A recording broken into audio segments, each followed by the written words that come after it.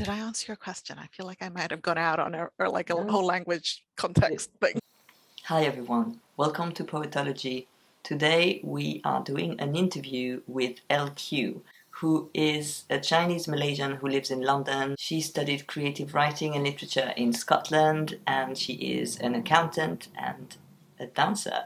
L Kiew's wonderful pamphlet came out in 2019. It's titled The Unquiet, and it was published by Offord Books. In our conversation, we talk about writing the diaspora and integrating dialects into poetry. I hope you enjoy this interview. I'll see you at the other side. Hi.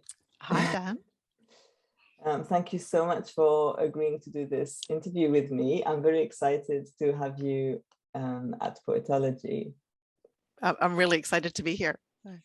Thank you. Yes. So I wanted to ask you some questions about your pamphlet, The Unquiet.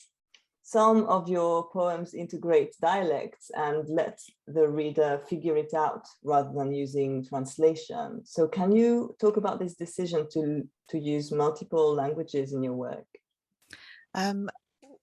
Yeah, I mean, it's a conscious choice not to translate.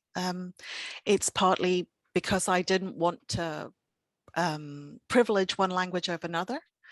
And because I wanted to fully express the sort of the language that is mine. The collection really came together out of a workshop I went to around voice and thinking about what is my voice as opposed to a voice that's created through my education, which, you know, I had an English language education, so that's shaped my literate voice.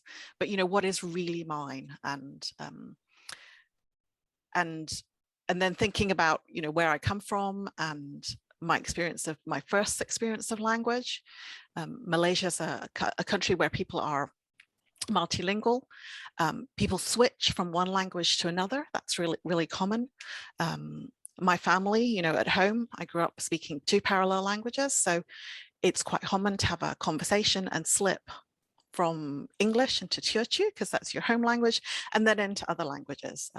Bahasa Malaysia is the sort of language of government, the language of the state, and as well as the language of an ethnic group. But you know, so people switch between all of those languages, and it's very common to hear a lot of languages, and it's really common for people to have, you know, more than one and to be using, you know, more than one quite frequently.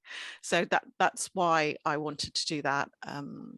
I use a pinyin-based transliteration style that's been developed by a group in the States, an organization called kakidang.org. And they produced an app called What Teochew Says, and I used version 2's transliteration. So that's, yeah.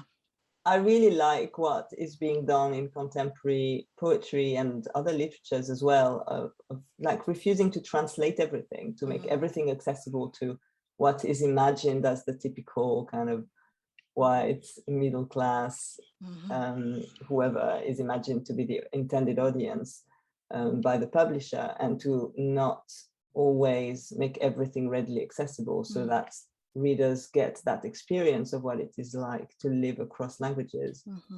But also too, you know, we live in an age where so much is available online. There are so many translation tools. You know, 10, 20 years ago, it would have been completely inaccessible, but it's not inaccessible if you really want to have a look at it. And yeah, and I also have this real thing about privileging a sort of education, certain sort of cultural background. You know, you often get texts with Latin in it, and they don't bother to translate because they just assume everybody knows Latin. But you know, you have to have had a certain sort of education. So it is against, it's a partly this writing is refusal for that, and then coming from a post-colonial country and speaking a language that is not sponsored by the state. You know, Teochew isn't a state-sponsored language, which is why it's called a dialect. I wanted to kind of not privilege all those state-sponsored languages. And so at times in your collection, English is described as something that is cold and sharp, and even as an act of violence that is imposed on the speaker. What is your relationship to language when you write poetry? And when do you find English constraining, and when is it more freeing for you as a writer? English is so many things, and it's not just one thing. I think that's kind of really quite important for me. I think what I find really constraining is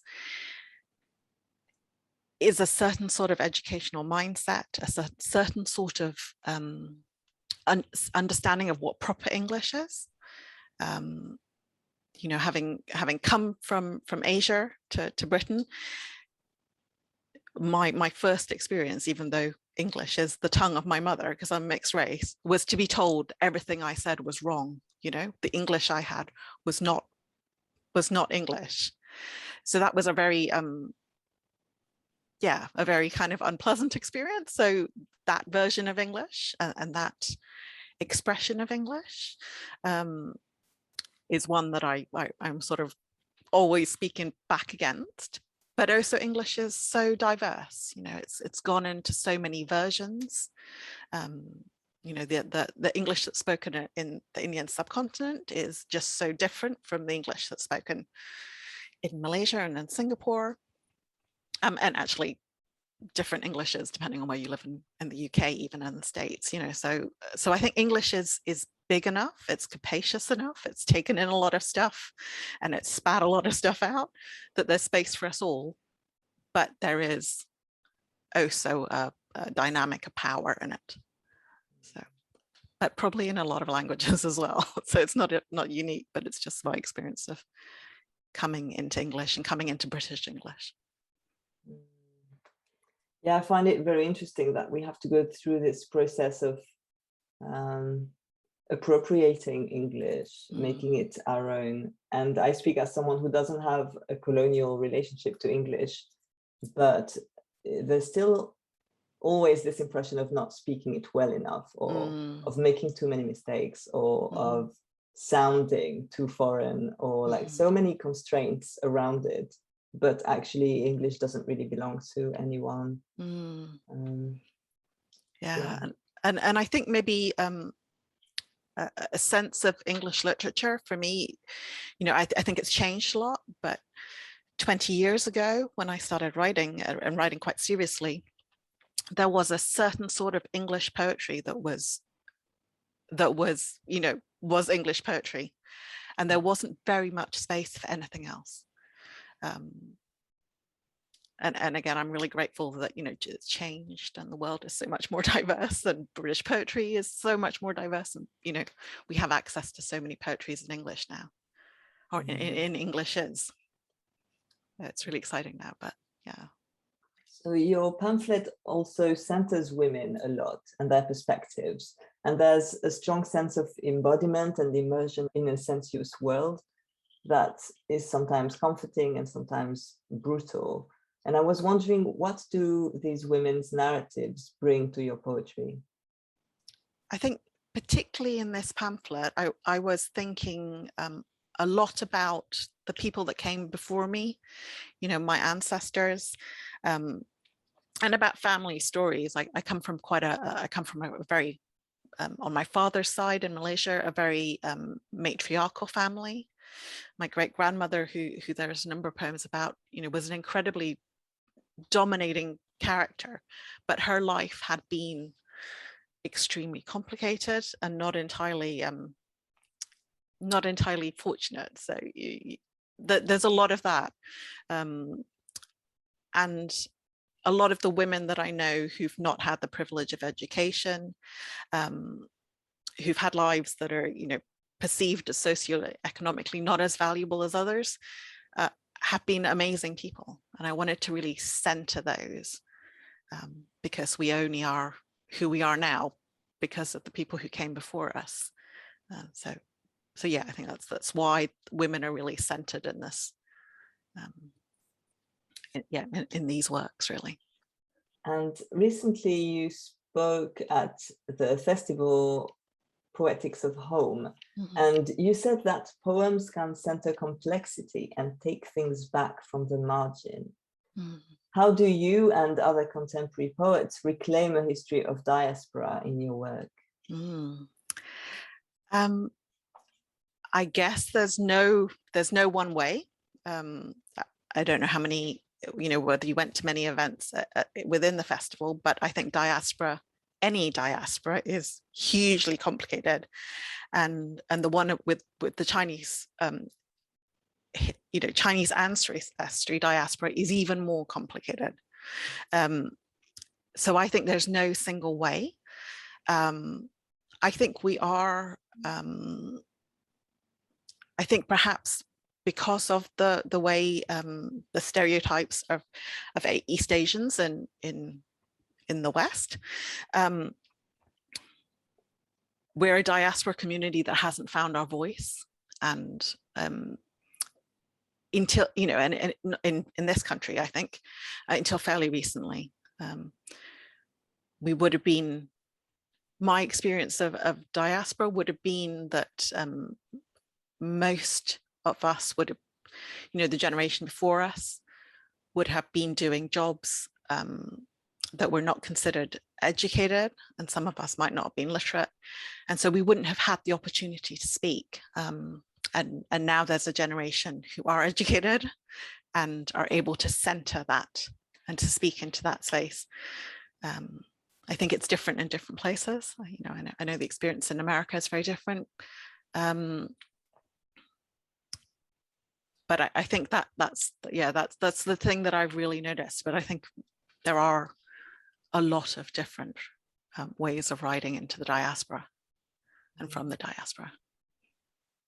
Yeah, and it was amazing to see all the different voices that are coming forward at the festival. Yeah. I only attended a few of the events, but I was impressed because there were so many poets that I hadn't come across yet and who are doing amazing work.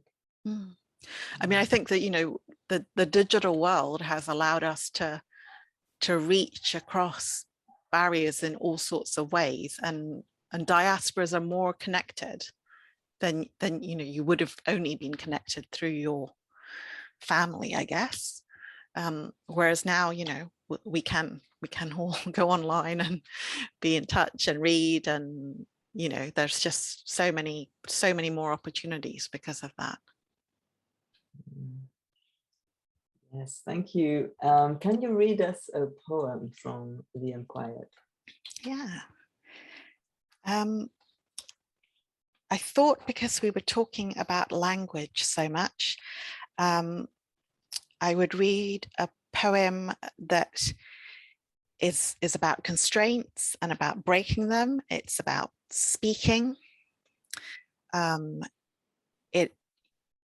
It uses 3 Teochew phrases, and they translate roughly as, I don't hear very well, we're speaking in circles, and you aren't listening. So the poem's called Bridled. Days lashed together, long strips around my body, gift wrapped. You say, trust me. You excel at rope work. Tell me again. With macrame, create mats, rings, and truss. Knotting is a matter of life and death, especially among sailors. Cords rig our armchairs, footstools, and overhead lights. Suspended, your hands circle. I stutter. Da lai da ke. My tongue frays. The hitch slips. I kick and kick. Lumtia. Yokes transmit tension. You whisper. The harness holds. Thank you. You're welcome. Great. This poem does something really interesting with knots and chords and language is tied, or how did you start writing this poem? I was thinking about, well, I quite often think about challenging relationships, but I was thinking about the difficulty of communicating. And I was also thinking about that that kind of performative S&M practice where people performatively get tied up in knots. I'd actually been to an artist's talk, and he presented his artwork. And I remember thinking, interesting to have that presented as art. It's, you know, people can do whatever they like, but it made me think a lot about it. And it made me think about kind of all the invisible cords that bind us, the ones we agree to and the ones that we don't agree to, and then become sort of entrapments, I guess. Okay, so thank you so much for this interview. It was a pleasure to have you. Oh, it was wonderful to be here. Thank you so much for inviting me. So this is it for our interview with L Kiew. Thank you so much, Lisa, for doing this. It was amazing to be able to talk to you. I have put all of her details down below if you want to connect with her. I'm planning to do more interviews in the near future, so stay tuned for that. I hope to see you all again very soon. Bye!